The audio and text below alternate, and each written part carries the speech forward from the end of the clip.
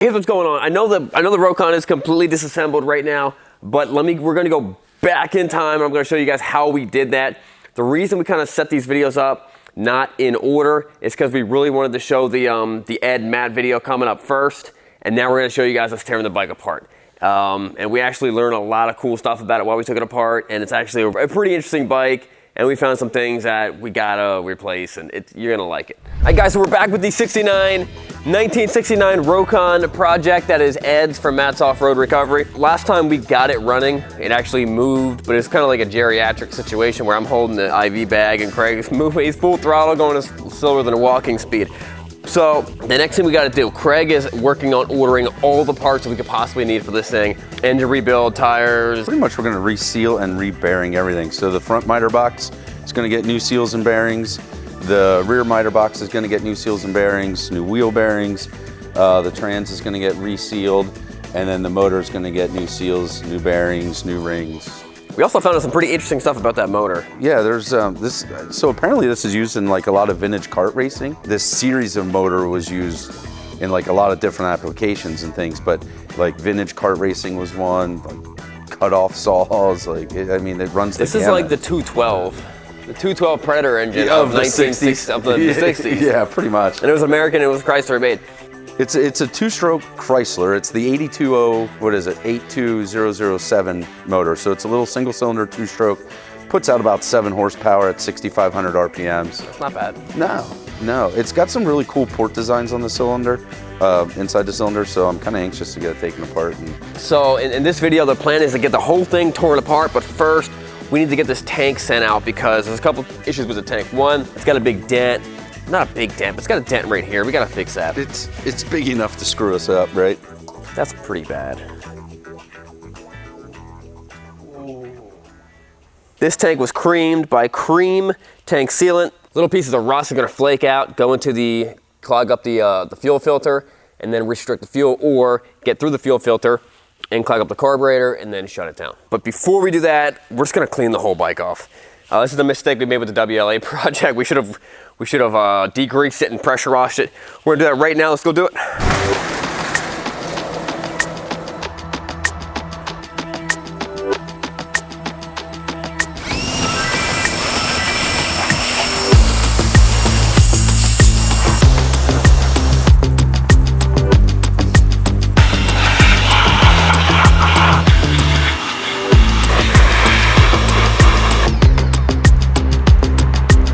Were you expecting a compliment?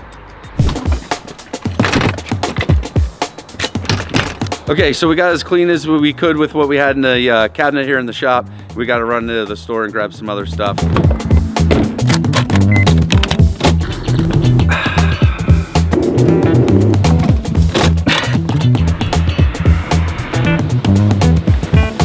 Foamy. There's only one can. Well, this should probably be enough, right? And we got that other stuff.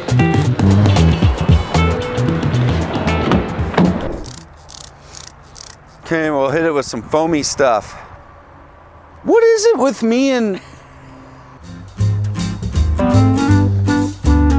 foamy? Ed's gonna be so excited to see his old Rokon fully restored and looking brand new. Which reminds me of a great Bible verse, 2 Corinthians 5:17. Therefore, if anyone is in Christ, the new creation has come, the old is gone, and the new is here.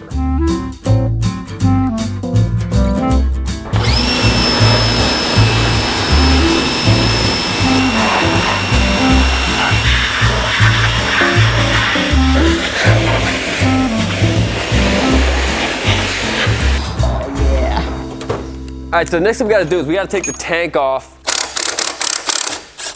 Did we conclude that this thing is always in two-wheel drive? No, we didn't conclude. I think that's a safe assertion, but this is neutral, high, and low. Did we conclude that? It's 3-speed actually. I found another gear yesterday. Nice. Yeah, we gotta ship this tank out to someone. Craig knows who it is.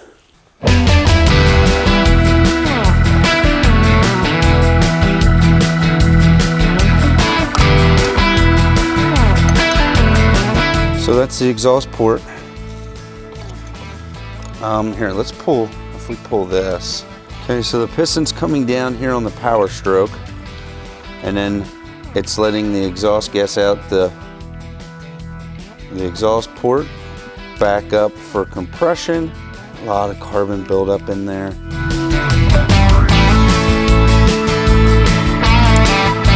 Piston carburetor.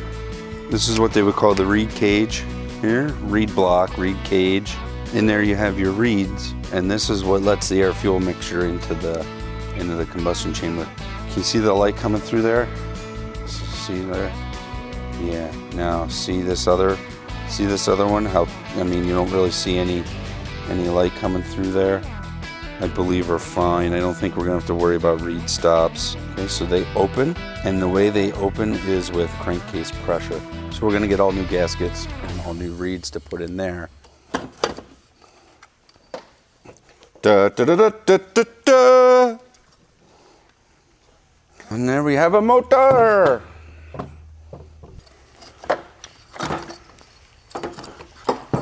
All right. This is, Isn't it cool? Ben, come feel how light this engine is. Yo, to get 8 horsepower out of this is incredible.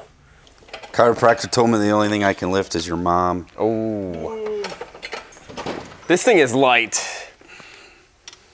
This thing is very light. That's a curl, that's a curl. Count it. That's a curl, count it, it's twice. Back out. You're the best around. You know what this motorcycle is? This motorcycle is a piece of Americana motorcycle history right here. This is how we won the West in 1969.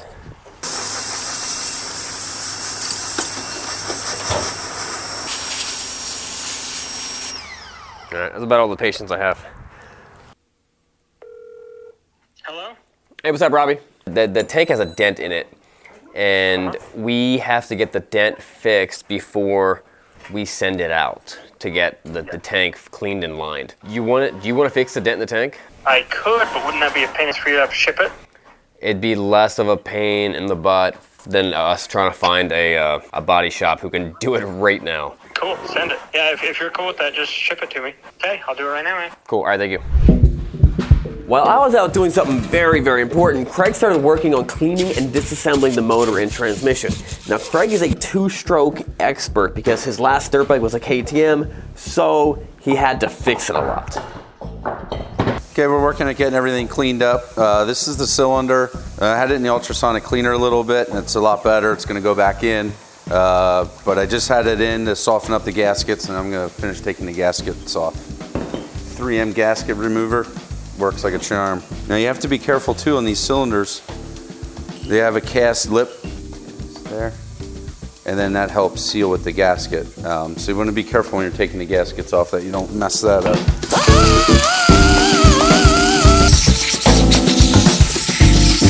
Look at that.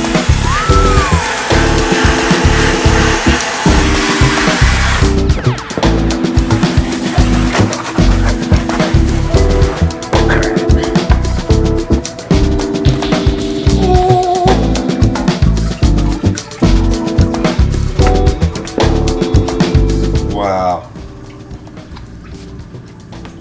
That was 2.5 minutes worth of work. That's insane. Now that was, it wasn't bad to begin with, but that is so cool. Okay, so I got everything cleaned up about as good as I could at the shop, at my shop, between the ultrasonic cleaner and the parts washer, scraped off the gasket surfaces. So I came over here to my buddy Corey at Cycladelphia Power Sports. He's nice enough to vapor hone this stuff for us. So here we have a piece of aluminum. This is as clean as I could get it. We're gonna throw it in the vapor hone. He's gonna hit it quick, and we're gonna see what it comes out like. Oh yeah, you got some crackolas in there. Yep. That's not what we wanted to hear. Let's see, what do we got? Wow, that is so clean though. So we want to find the master link. It's right there.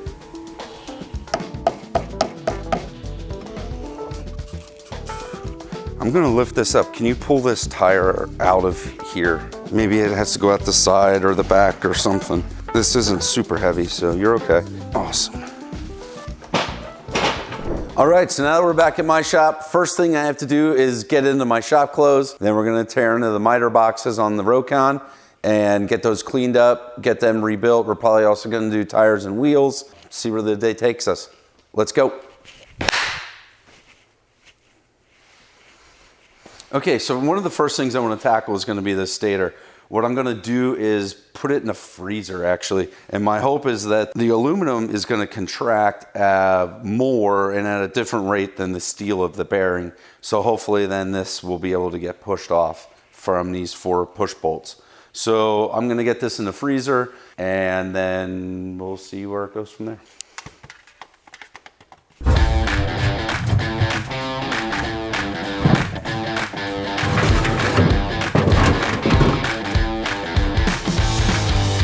Okay, so we're gonna finish cleaning these up a little bit and then we're gonna get them taken apart and see what's inside.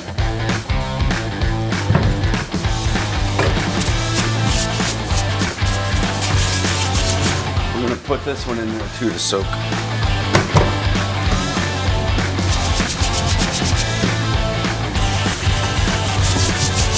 I don't know what it is with these gloves, but once they're in a parts washer, they turn to like steel and you can't move them. It's like wearing bricks on your fingers.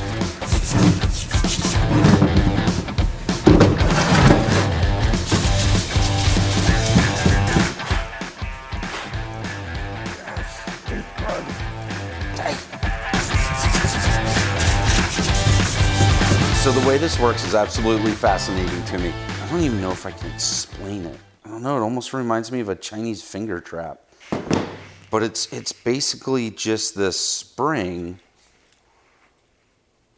So what happens is you have a spring boss here on this side, on the gearbox side, and this works its way in there. Now this is the drive shaft. This is going up to the front miter box. This is the back miter box. The rear miter box has another spring boss on it, and that is going to go in the same way. So now it's almost like a sprag clutch. And what that's going to do is allow this to spin at a different RPM, but only in one way. So in your car or truck, when you make a turn, your inside wheels is going to spin at a different speed than your outside wheel. Because it's 4-wheel drive, this is no different, even though it's on a motorcycle. This is the rear tire, and up here is going to be the front tire. So as you make a turn and you're going in a circle, they need to be able to spin a little independent of each other. Because if they don't, it'll just push and push and it won't want to turn.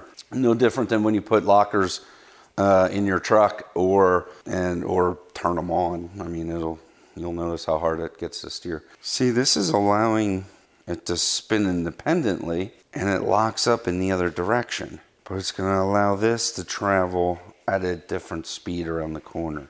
Yeah. Anyway, I don't know if I did a good job with that, but this is really cool. Here's a good tip for you. Whenever you're taking something that's crusty apart like this and you have a set screw or an Allen fastener or anything that's concave like that, make sure it's really good and clean so your Allen wrench or your screwdriver tip or whatever it is making a good purchase down into the set screw. And my Allen wrenches are in the house because I was working on a remote control with my son. That's handy. That's handy. All right, I think we can still do it. Maybe.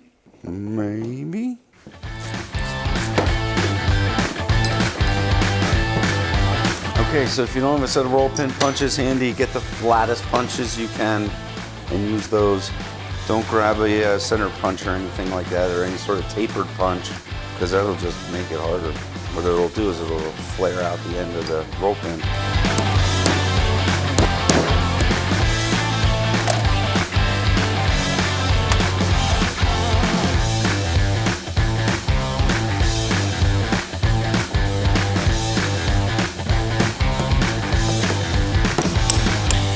A little heat never hurt.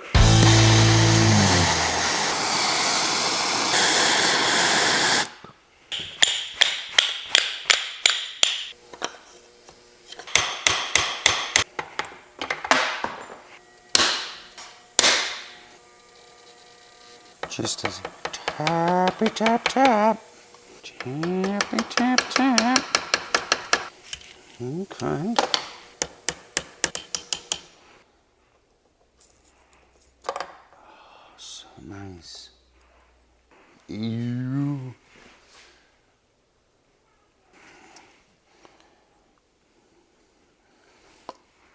Yeah, a little. There's some flakes in there, but nothing out of the ordinary. That's all looking pretty good so far.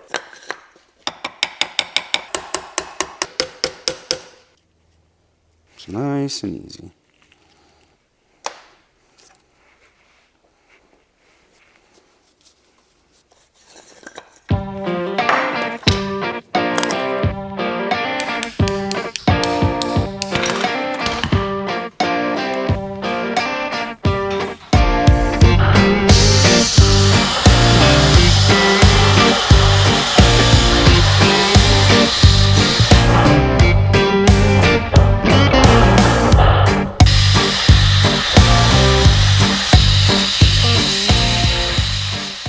So Craig found a small crack that went around the axle hub weld. So first he needs to knock it back in place with the slide hammer, and then he's gonna weld it.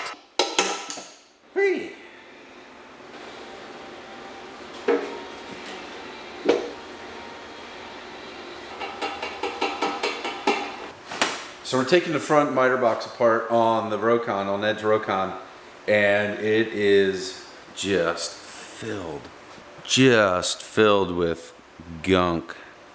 So where we're at is that brake disc is really on the shaft, so we're going about taking this apart a different way. I'm going to get this pinion pulled out the rest of the way, and then hopefully this shaft will pull out and we can get it in the press.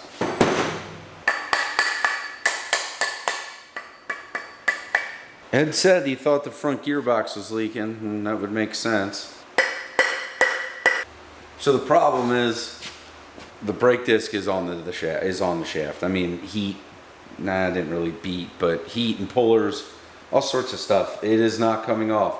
So we want to pull the shaft out of the gearbox or out of the housing so we can obviously get all cleaned up, but get this off the shaft as well. The problem is there's a collar here that holds a seal in the bearing with 4 little Phillips screws that I have to pull out, and then this whole shaft assembly, bearings and all, can pull out this side. Right now I can't pull out this side, of course, because, you know, obviously. Sketchy mechanicking here.